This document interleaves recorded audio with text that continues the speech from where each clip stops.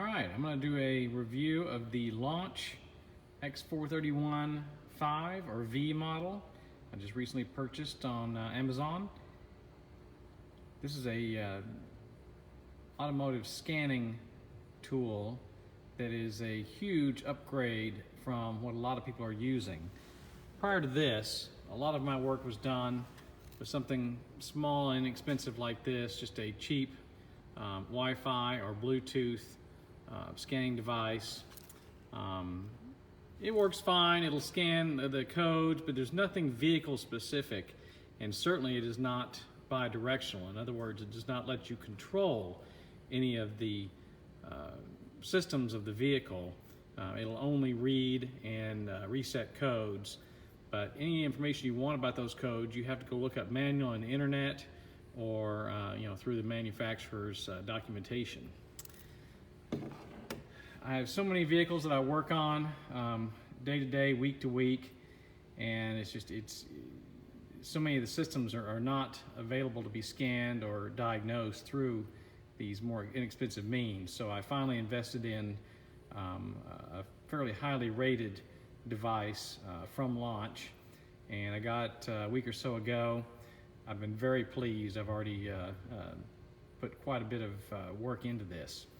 So it comes in this wonderful blow molded case. It came packaged very well. Inside, you've got quite a bit of product here. The main tablet itself. This is the actual Obd2 plug-in module, and it talks wirelessly through Bluetooth to this tablet.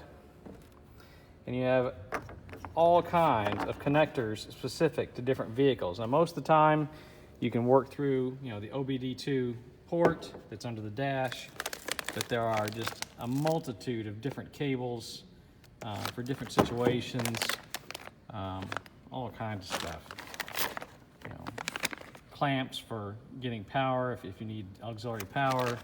There's a quick configuration guide and your actual license key for the software. All that's available. All right, so let's take this and run it through a simple scan test. We're doing this 2005 Jeep Liberty today. This car frequently has problems with misfires and also has problems with emissions. So let's get this set up. In this particular vehicle, the Obd2 port is under the dash. Actually pretty easy to get to. As you can see, as I plugged in the module, I've got some lights indicating that it is on. And I'm going to turn on. Set this where you can see it. I will turn on the tablet. I'm going to glare. All right, so power on button here.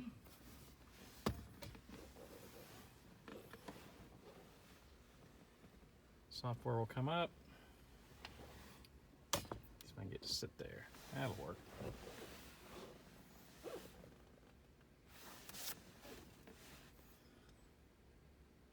So it does run Android. I looked, and the tablet is actually a quality Lenovo tablet. You can remove this really strong cover if you need to insert a micro SD card or do any other diagnostics or do any other work with it. But I certainly would recommend that you put the cover right back on. It's a very sturdy cover. If you're familiar with Android from a phone or anything else, this will be just second nature to you. Almost started. All right, so again, the familiar Android interface. The software comes already preloaded. Now you probably want to do an update on it. I already did that through Wi-Fi. It just took very few minutes. It wasn't very long at all. In this case, see if I can get it to read. The one I want to choose is Jeep. just talks a little bit about the systems. I'm going to say OK. It's connecting to the Bluetooth dongle that we talked about a while ago. That's under the dash there. You can hear it's beeping as it connects.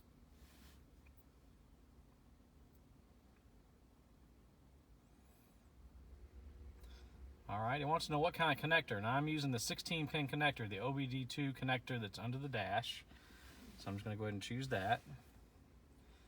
And do I want to specify that this is a Jeep and all the other model information, or do I want to automatically search? In most cases, it's best to automatically search and let it pull the information from the computer, the VIN number and all the other vehicle-specific information. I'm going to turn the key on, which is usually required. Close the door to get rid of the noise. And I'm going to go ahead and let it automatically search. Now when you do automatic search, it will search through lots and lots of different potential modules in your vehicle. The vehicle may not have them all. It may not have every accessory, obviously. So there may be some computer modules that do not exist. But this will go through and check all of the potential ones for your vehicle. This takes a few minutes, so it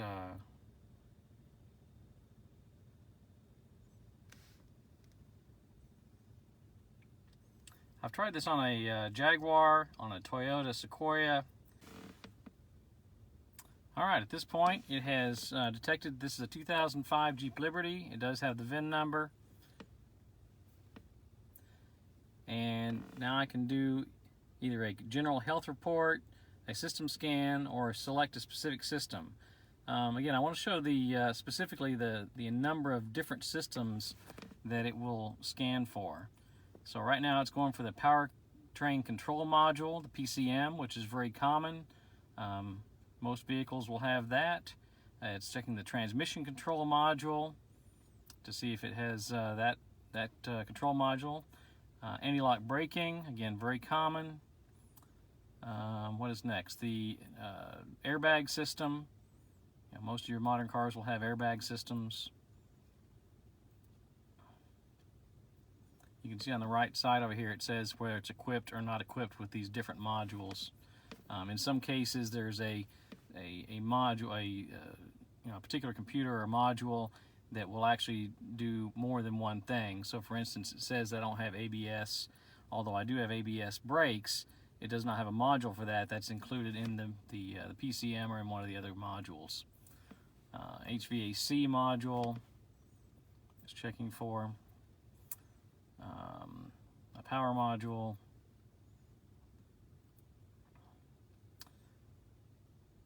radio module.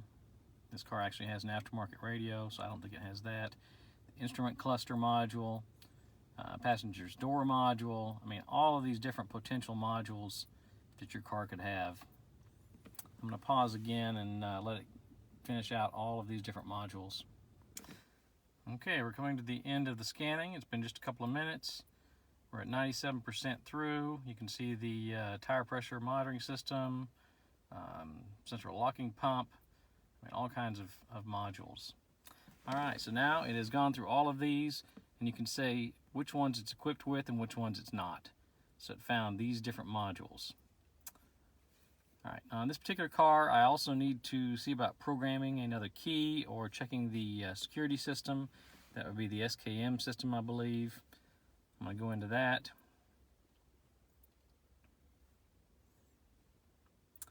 You can see here, you can get the information on the module itself.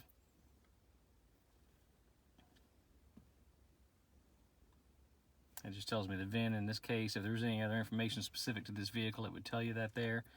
I can check for any fault codes in this module. There are no fault codes right now. If there's a data stream associated, which really makes more sense with the engine, but this particular unit, as if you're looking at it, you're probably very interested in the bi-directional control of it. So there are actuation tests for different things.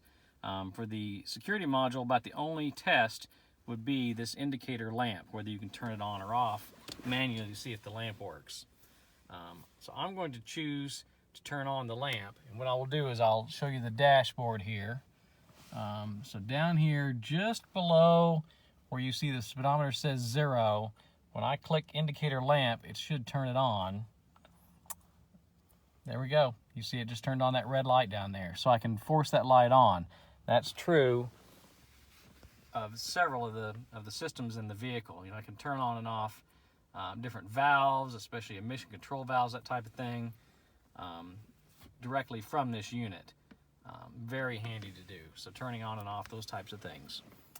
Let me go back and do one more thing. Very common. I'm gonna go back. I'm gonna go to the Powertrain control module.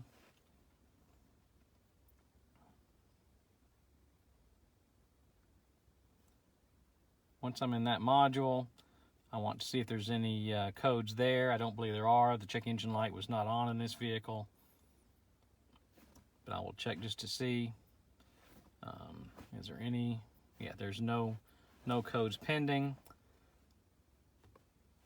I do want to do a quick read data stream. So I'm going to start this vehicle up. And this is a cold start. I'm going to go into read data stream, and there's all kinds, in this case 119 different data points potentially that I could be watching. So you can see there's all kinds of information here you can watch in real time on this vehicle. Let me just find a couple of simple ones for you. For instance, the engine RPM, the engine coolant temperature, things like the let's find something here. The on this particular vehicle, the mass airflow vacuum, or mass air pressure vacuum, might be interesting if we're looking at things related to the emissions. Let's see what else. You know, maybe the spark advance would be interesting. You know, vehicle speed, if you want to see what speed the vehicle should be going. So I'm gonna hit OK, and you'll see that it'll actually list all of these things. So for instance, the engine coolant is 57 degrees. It's actually pretty cold out today. Engine's running a little high at about 1,000 RPM, again because it's cold. Vacuum is 426. Spark advance 7 degrees, 7.5 degrees. So anyway, you see all this data live while it's running. You can graph the data, you can record the data, which is very handy. You know, save that, report on it. I mean, everything you'd expect from a really high quality tool. This is, you know, is it comparable to Snap-on or to the Bosch tools? In a lot of ways it is. And you know, it's in a much more economical package. So I've had no problem with it. It's done everything I've asked of it. I haven't found anything it doesn't do. When it scans the codes, it'll actually not just give you the code number, but it'll give you specific information about the code. If you find a code that says, you know, you've got a problem with a particular sensor, it'll actually tell you a lot of the reasons why that sensor may have gone bad, or why you may be reading that code. You know, is it a bad circuit? Is it a sensor that normally goes bad, or is it triggered by something else? Very handy. So again, the Launch X431V or 5, I don't know which one it is. Purchased it on Amazon and really have enjoyed it. Thank you for watching.